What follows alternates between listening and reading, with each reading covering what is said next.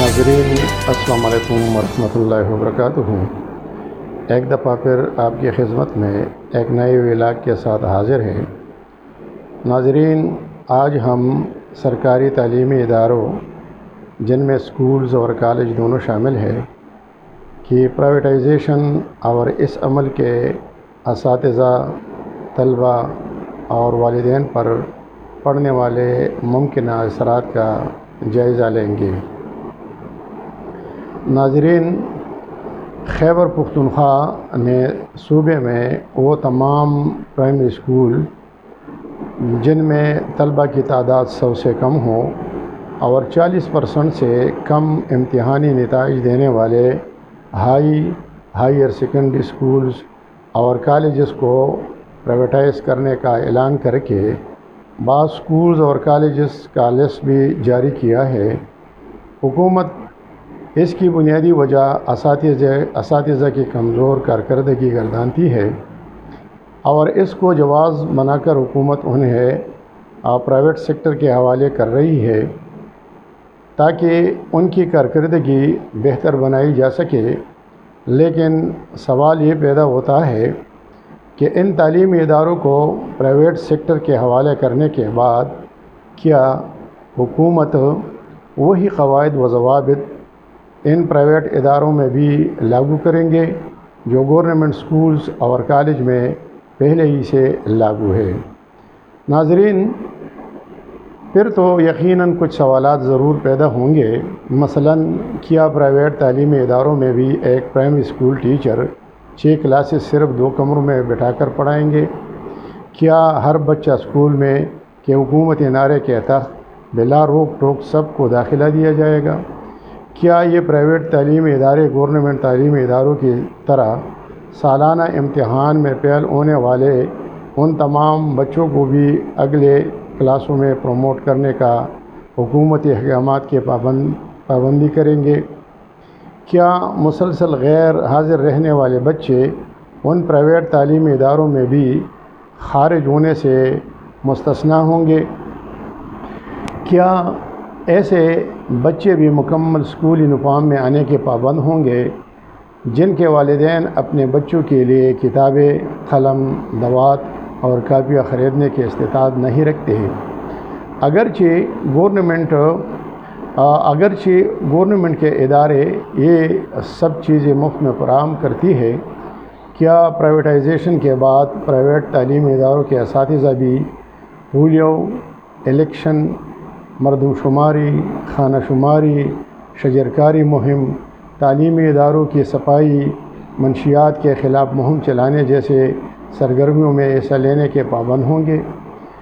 اگر جواب نفی میں ہو تو پھر سرکاری تعلیمی اداروں کے کمزور نتائج کے ذمہ دار اساتذہ نہیں بلکہ حکومت کی غلط پالیسیاں اور غلط منصوبہ بندیاں ہیں۔ ناظرین، اگر جواب ہاں میں ہو تو پھر اداروں کی پرائیویٹائزیشن اس مسئلے کا حل نہیں بلکہ سرکاری تعلیمی اداروں کے اندر موجود نقائص اور کمزوریوں کو دور کرنا مسئلے کا اصل حل ہے۔ پرائیویٹائزیشن کے عمل سے نہ تو شرح خواندی میں اضافہ ہوگا، نہ معیار تعلیم بلند ہوگا اور نہ تعلیمی ادارے مارکیٹ کے ڈیمانڈ کے مطابق پروڈکٹس مہیا کرے گی، خواہ یہ ادارے سرکاری ہو، نیم سرکاری ہو یا یہ ادارے پرائیویٹ سیکٹر کے ہوں۔ ناظرین، کسی ملک کی تعلیمی پالیسی اس ملک کے نظریات، تاریخ، ثقافت، اقدار اور جغرافیہ کو مد نظر رکھ کر بنائی جاتی ہے۔ یعنی کسی ملک کے تعلیمی پالیسی اس ملک کے نظریات، تاریخ، ثقافت، اقدار اور جغرافیہ کا آئینہ دار ہوتا ہے، جس کی روشنی میں نصابی کتب تیار کیے جاتے ہیں جو کہ ملک کی نظریاتی سرحدات کو محفوظ بنانے میں بہت اہم کردار ادا کرتا ہے۔ پرائیویٹائزیشن کی صورت میں سب سے بڑا نقصان یہ ہوگا کہ والدین ایک اہم سٹیک ہولڈر ہونے کے باوجود بھی پرائیویٹ تعلیمی اداروں کے نصابی اور ہم نصابی سرگرمیوں پر کسی قسم کا اعتراض نہیں کر سکیں گے جس کی وجہ سے ہماری نوجوان نسل لبرلزم، سیکولرزم، کمیونزم اور سوشلزم سے متاثر ہو کر معاشی، سماجی اور ثقافتی الغار کے شکار ہوں گے۔ ناظرین، اداروں کی پرائیویٹائزیشن وسعتی طبیب کے طریقہ علاج کے مانند ہے، جو مریض کی تشخیص کے لیے مریض کو ایسی ہائی ڈوز اینٹی بایوٹک اور اسٹیرائڈ ڈرگز تجویز کرتا ہے جس سے وقتی طور پر تو مریض کو کچھ ریلیف ملتا ہے، مگر کچھ دنوں بعد ان کے سائیڈ ایفیکٹ کے مضر اثرات ظاہر ہونا شروع ہو جاتے ہیں۔ حکومت کو چاہیے کہ پرائیویٹائزیشن کے بجائے ایجوکیشن میں وقت کے تقاضوں کے مطابق ضروری ریفارمز لائے، موجودہ دقیانوسی قواعد و ضوابط کو یکسر تبدیل کر کے جدید دور کے تقاضوں کے مطابق بنائے اور اسے تمام سرکاری اسکولوں پر یکساں طور پر لاگو کرے، جس سے چند سالوں کے اندر ہی واضح تبدیلی نظر آئے گی۔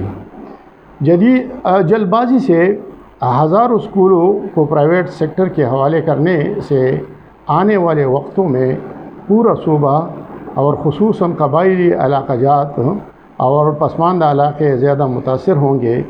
بلا شبہ چند ترقی یافتہ اور اقتصادی لحاظ سے خوشحال علاقوں میں اس کے مثبت نتائج برآمد ہو سکتے ہیں، لیکن اقتصادی لحاظ سے پسماندہ اور دور دراز کے دیہاتی علاقوں میں یہ منصوبہ مکمل طور پر ناکام ہوگا۔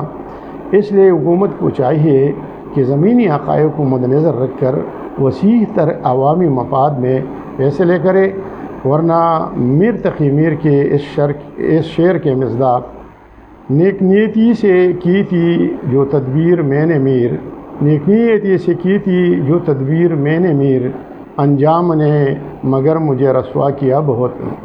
ناظرین، اگلے ہفتے انشاءاللہ ایک دفعہ پھر ایک نئے ویلاگ کے ساتھ دوبارہ حاضر ہوں گے۔ تب تک اجازت دیجیے۔ خدا حافظ۔ پاکستان زندہ باد۔